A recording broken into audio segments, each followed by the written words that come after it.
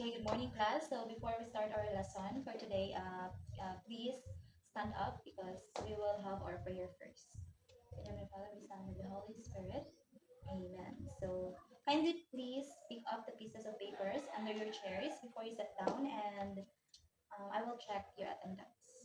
So kindly please say present if your name is called. Okay, very good because you have a perfect attendance for this morning. Now, um, before we start our discussion, let me read you first the objectives. So, identify the different kinds of non-flowering plants. Second is create an artwork of non-flowering plants and appreciate the importance of reproduction of non-flowering plants. At the end of this lesson, the students or you, the learners, will be able to appreciate the reproduction of non-flowering plants.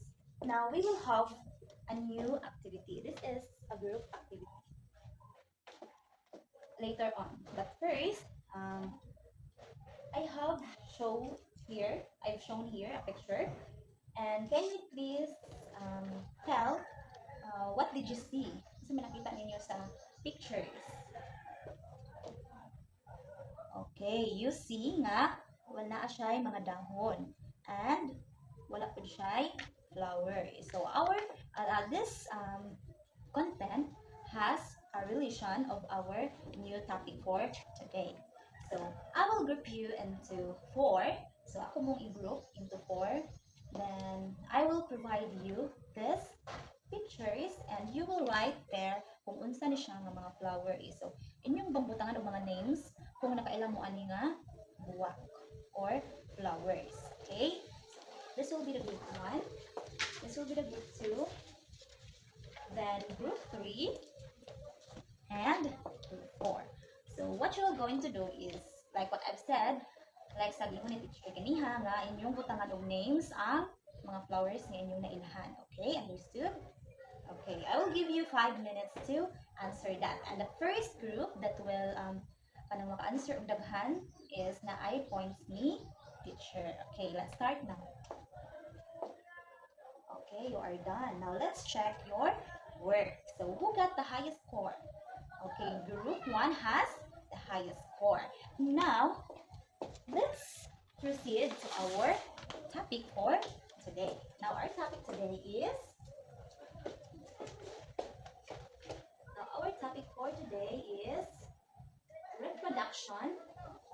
reproduction of non-flowering plants. So, halimbawa nato yung kung is yun sa pag-produce si non-flowering plants. So, mainly reproduce through spores vegetative propagation. So, sa non-flowering plants is mo siya ang mga bulak na dili mo kanang dili wala siya flower. So, mo siya ang mga plants na dili siya mo bulak or mo produce og flowers. Like ariha sa ng mga flowering plants include na kanang mga sunflower.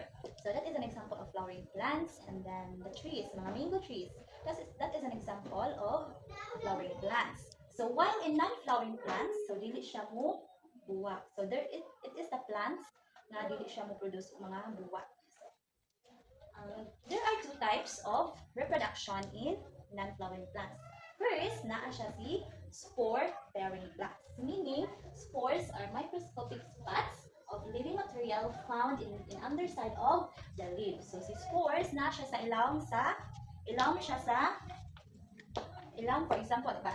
Naa siya sa ilawom sa kanang dahon sa plant. So dara makitaan ang tiny microscopic, meaning tiny is gagmay kaayo siya, dili siya makita with our bare eyes. Now, very tiny parts of plants that can be used to reproduce. So that is one way of reproduction of non-flowering plants. So mao na siya ang isa ka way na pwede siya mo-produce og lain nga plants which is dili siya mobuwak. Now the wind carry the spores so another plant can grow. So ang hangin is ipalidon siya sa hangin ang katong mga spores, and then mo to siya mo-produce sa yuta of new plants. So new plants of non-flowering plants. So, naa ta diri mga spore-bearing plants one example of reproduction through spores. Muna siya ang mga reproduction or mga flowers na na-reproduce sa through spores. So one example is ferns. This is one example of spore-bearing plants. So muna siya si ferns. Muna siya si ferns. Ingani ang iyang forma. And then, naa siya mga kanang mga parts nga mura siya og talinis. So this is example of non-flowering plants which is spore-bearing plants. So this is ferns. Second is mosses. So we have here the example of mosses. So mao ni siya class ang mosses. Kana siya nga ning pakita mo anang mga parts sa yuta nga naay mga ingani. So this is the mosses. Mo siya og lumot nga ning tubo sa yuta. So that is an example of spore-bearing plants. Second, another is si fungi. This is fungi. Mo na siya og si mushroom. As you can see, mo na siya si fungi. Kanang naa siya mutulog anang mga dayami, kanang mga nag-ani sa kahumayan. So pwede na siya mutulog dira. Mo na siya si fungi, and this is one example of spore-bearing plants. Now, lichens. This is the picture of lichens. So pwede ni siya, as you can see class, naa siya sa punuan. Pwede siya mutulog sa kanang mga kahoy, mga ingana. So pwede siya mutulog dira. As you can see, naa sa picture. Okay, that is one example of spore-bearing plants. Now let's move on to another parts or another reproduction process of non-flowering plants. So this is the gymnosperms. So gymnosperms, it reproduces through seeds. Kung si spore-bearing plants na reproduce siya through spores, ang gymnosperms na reproduce po siya through seeds. So another example of gymnosperms is conifers. What we have here, this is an example of conifers. We have here cycas. So cycas, this is the cycas. Si cycas, muna siya, makita nimo siya na naa siya mga tag-as nga mga tunok. Mag-ana na siya forma class. So muna siya forma ni cycas, as you can see. And then kani nasa iyahang center class, nasa center sa iyahang mga dahon nga nagnana, nga mga tunok-tunok. So in the center of that, naa siya seeds.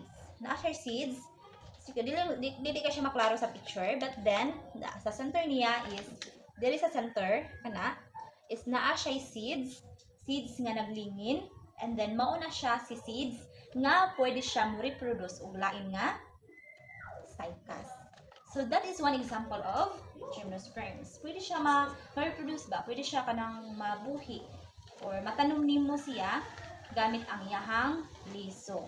Na siya liso pero wala siya flowers, non-flowering plants. So pwede na siya kana dira siya makita, pwede na nimo siya paon ang liso sa cycas, and then mo siyang itanom og balik. So that is one way of reproduction of non-flowering plants nga through gymnosperms. So sa gymnosperms na siya seeds siya. Ma-reproduce siya through seeds. So another is ginkgo biloba. So this is a picture of ginkgo biloba class. Mo ni siya class. Okay, si ginkgo biloba pwede siya medicine. Ang size sa medicine class is naa na siya bunga nga mga lignin. Maupod na siya one way nga o matagak na siya, so reproduce na siya og lain nga kanang plants which is si cycas or ginkgo biloba. So there siya cycas class, and then mao ni siya si ginkgo biloba. So mao to class ang examples of gymnosperms. So we have conifers, we have cycas, we have ginkgo biloba, cycas, si pinus ug si cedrus. So mo na siya nga to ang reproduction through seeds or what we called as gymnosperm. That is the two ways of reproduction of non-flowering plants. So first, the spore-bearing plants old seed gymnosperms. So there's no questions. Okay, there's none. So let's have a recap first of our discussion. So what is spore-bearing plants? Okay, so spore-bearing plants is na-reproduce siya. It is a non-flowering plants na na-reproduce through spores or katong mga lagmay na mga tiny parts, microscopic parts under the underside of the leaves. Now, what do you call the reproduction of through seeds? Okay, very good. Gymnosperms. Gymnosperms is reproduction through seeds. Now, give me an example of gymnosperms. Okay, one example of gymnosperms is cycad and pine tree. What else? Okay, very good because you answered it correctly. Now, let's think. What is, can you cite an examples of spore-bearing plants? Okay, very good. Angel is correct. So one example of spore-bearing plants is, again, okay, lichens, mosses, fungi, and okay, very good. Before anything else, I will let you draw anything as long as non-flowering plants. So I will give you 5 minutes to draw an artwork because I will record that also in our lesson for today. So kindly please get your drawing book and draw non-flowering plants. At least one. At least one lang yung drawing dito sa inyong drawing book. Okay, are you done? Okay, very good. Now pass the drawing book and please get 1/4 sheet of paper and answer this one. So what you're going to do is you will just identify if this is non-flowering plants or not. So if it is not non-flowering plants, you will just write there X, and if it is non-flowering plants, you will just put their flower checked. Okay.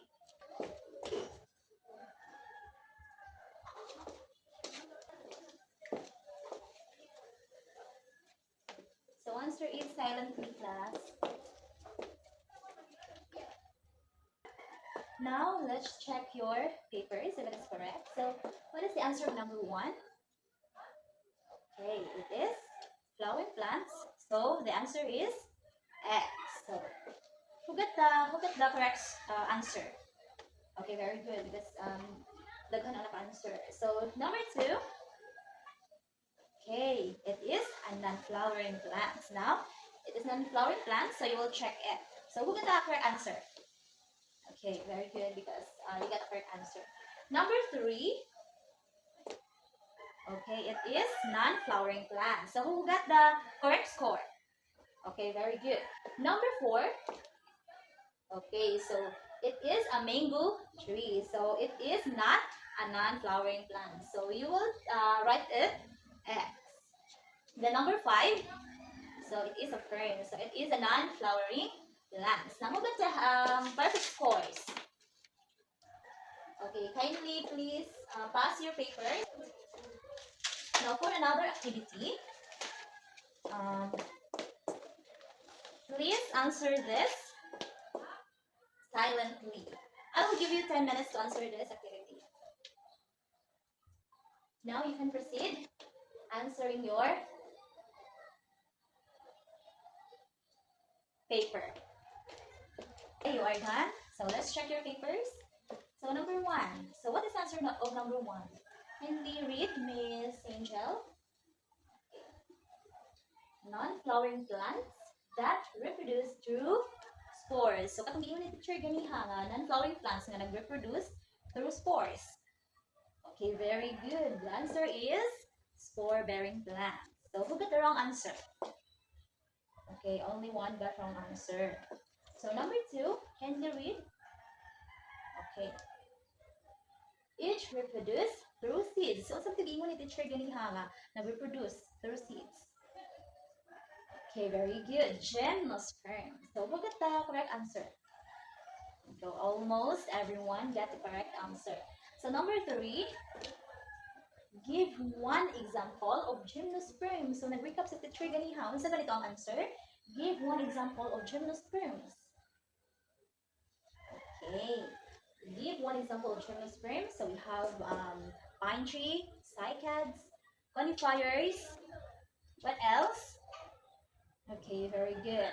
Now, and okay, oh, ginkgo biloba, that's correct. Ginkgo biloba is correct. Conifers, yes, cycads. Oh, that's correct.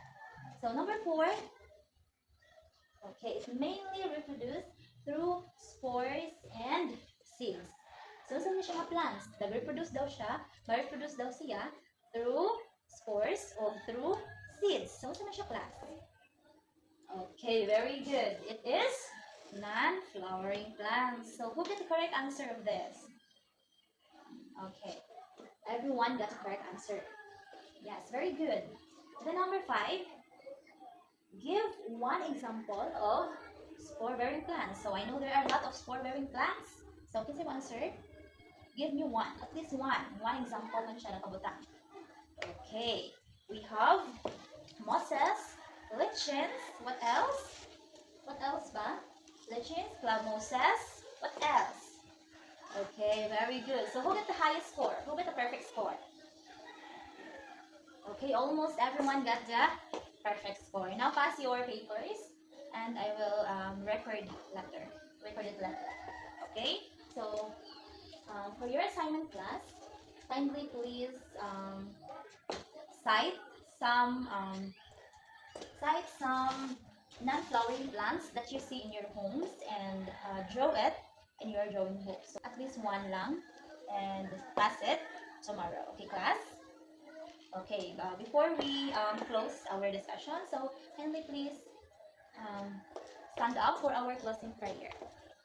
In the name of the Father, the Son, and of the Holy Spirit. Amen. So goodbye, class. Now, thank you for your cooperation.